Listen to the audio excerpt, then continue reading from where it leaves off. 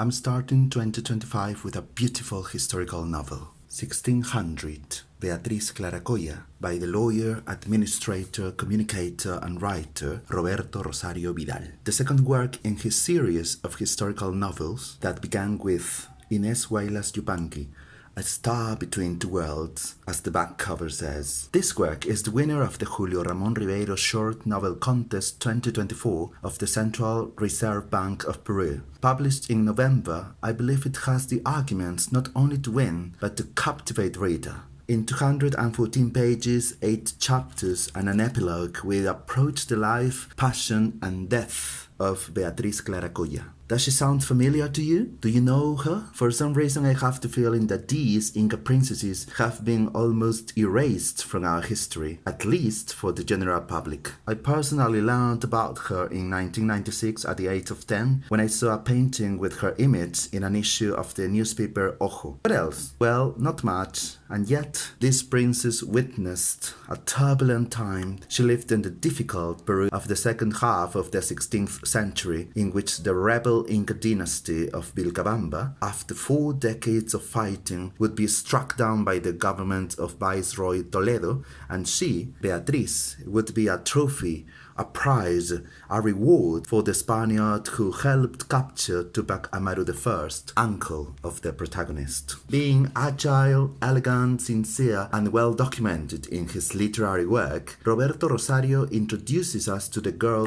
Clarita, the main character, in a convent in Cusco, the ancient Inca capital, where her mother, the one who was Coya or Inca Empress Cusihuarcay, had left her but not abandoned her. Beatriz is honest with us, and more than 400 years later tells us in first person about her childhood in Bitcos, the penultimate capital of the rebel kingdom of Vilcabamba, before the last capital, Vilcabamba the Old, where her mother was the Coya and her father the Inca ruler, and ending up in a convent in Cusco where she went on to be educated as a Christian. Here I would have to make almost a family tree and a row of names. Let's see. The last great Inca emperor, Huayna Cápac, had many sons. The most famous were Huáscar and Atahualpa. The first, the legitimate successor after the death of another son, Ninancuyochi, and the second, the one who challenged and defeated him, becoming the de facto ruler upon arrival of Pizarro and the Spanish in 1532, captured and executed in 1533. A first puppet Inca chosen by the Spanish was Tupac Hualpa, but he died soon. Upon entering Cusco, the Spanish were received by another prince, son of Huayna Cápac,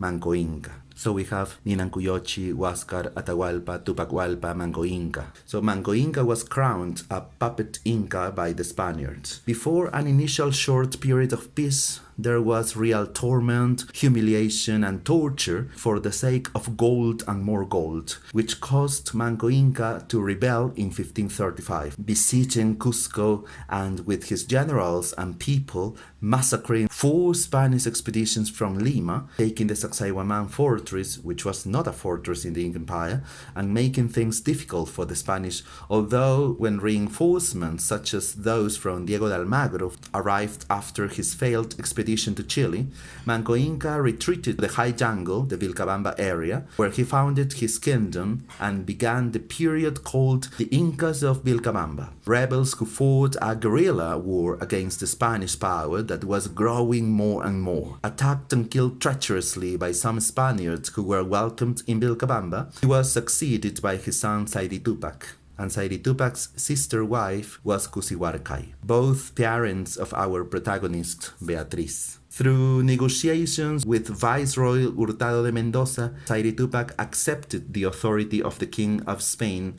and was allowed to obtain lands around Cusco. Another son of Manco Inca took over the government, Titu Cusi Yupanqui, and upon his death, Tupac Amaru I, captured and executed in 1572. All this is something that I, as a history buff, know and knew in greater or less great detail, and the novel tells us about it vividly. Almost as much of a protagonist as Beatriz was her mother, former Coya or Inca Empress Cusihuarcay, who lived a life full of deprivation, litigation, and material poverty after losing her husband Zairi Tupac shortly after negotiations with the viceroy. At the convent in Cusco, Beatriz meets Herminia, whose native name was Sulay, who was actually also born in Vitcos, the penultimate capital of Vilcabamba. Both remember the Coya Cusihuarcay speaking about the greatness of her ancestors, page 30, and yes, the Coya told the facts, both about the greatness of the empire and its destruction, just as they had happened, because that memory would make Beatriz stronger, page 48. She narrated, for one thing, the cruel murder of Empress Curaoclio, Manco Inca's wife, and Cusi's mother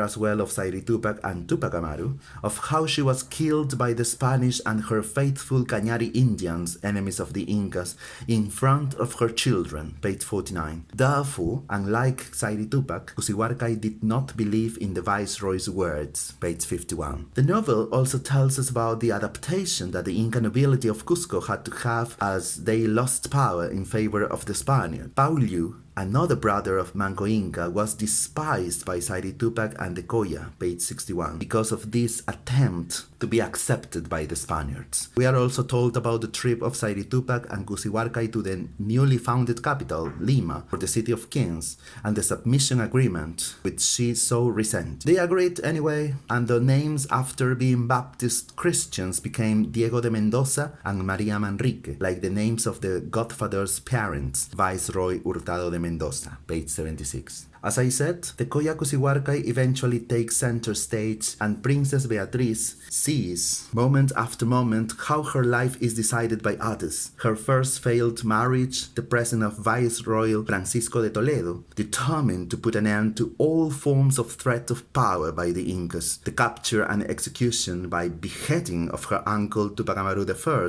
in 1572, the last Inca, and how the Viceroy decided, page 150, that she would be given in marriage precisely, not as a coincidence, to her uncle's captor, the Spanish Martín García Oñez de Loyola, grandnephew of Saint Ignatius of Loyola, page 151. Was Beatriz consulted? No. Was Beatriz asked whether she accepted? No. The viceroy decided on her, even more so because of the political significance this had, the forever defeat of the Incas and their incorporation into the new Spanish order forever, with Beatriz as a reward. Likewise, in both traditions, Andean and Spanish, she wouldn't have had much of a say, let's face it. A novel as blunt as tender, a girl so young and dignified, so full of virtues, and whose life would rarely have peace, and rarely give her opportunities to decide on her own. Daughter of a powerless king and queen, and subject to a firm and inflexible viceroy, she would establish a mestizo family. Mestizo as we Peruvians are in this country, which is the son of two empires. Although lately I have seen the image of Beatriz Clara Coya in several posts on social networking sites as a demonstration that the Spaniards married native women and had children with them, despite some people wanting to fit the facts into a particular ideology, she existed, she lived, she had a story to tell us, and thanks to the talent of Mr. Roberto Rosario, she says that to us 424 years after her death. I really recommend this work, halfway between facts and literature, a character so discreet, so silent, and at the same time the germ, the very origin of this Peru that is neither Inca nor Spanish, or perhaps the other way around, both Inca and Spanish.